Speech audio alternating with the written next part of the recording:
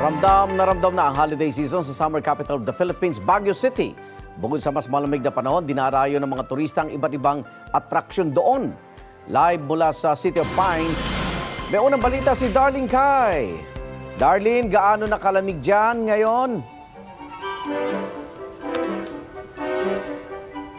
Igan, good morning. 18 degrees Celsius ang temperatura dito sa Baguio City ngayong umaga. Saktong lamig na ine-enjoy ng mga turista. Sabi ng Pag-asa, patikim pa lang daw ito sa lalo pang lalamig na mga panahon sa mga susunod na araw.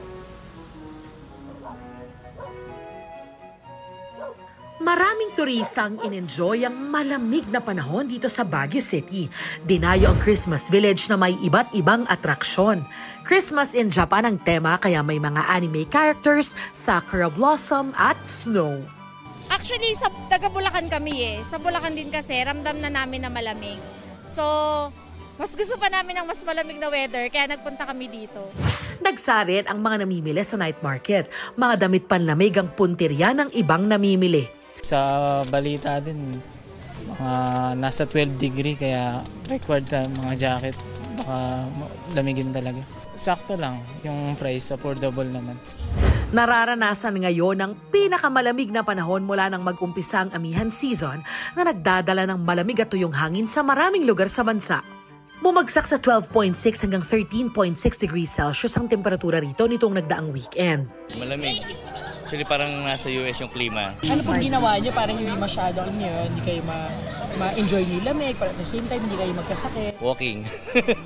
Walking kami sa sa Session Road. Nagdala kami ng sweater namin kasi alam namin malamig dito. Pila ang mga nagpapapicture dito sa iconic na Lion's Head sa Cannon Road.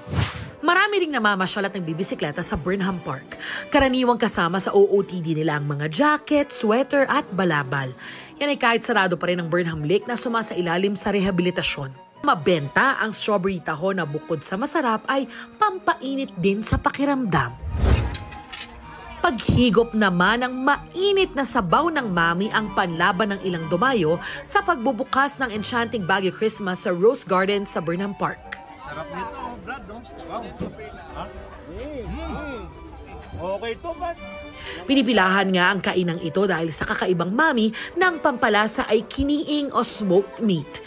Isa pang panlaban sa lamig ang kanilang Black Forest Cake Coffee na may dark chocolate, whipped cream at cherry on top. Sabi ng Pag-asa, simula pa lang ito ng malamig na panahon. Asahan daw na mas bababa pa ang temperatura at lalo pang lalamig sa mga susunod na araw. Around between 11.4 to 14.3 po yung lowest temperature na forecasted ng Pag-asa ngayong December.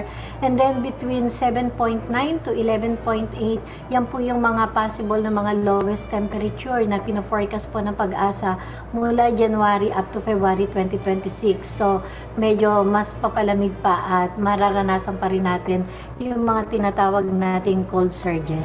Pero dapat ding mag-ingat, sabi ng Pag-asa, dahil nakapamiminsala rin ang sobrang lamig na panahon. Mag-ingat yung ating mga kababayan, lalong-lalo na po dyan sa may mountainous areas ng Luzon, dyan sa may car, dahil possible din po yung formation ng mga frost. So, posible pong maka-apekto dun sa kanilang mga tanim sa ating mga high-value crops dyan po sa may car region.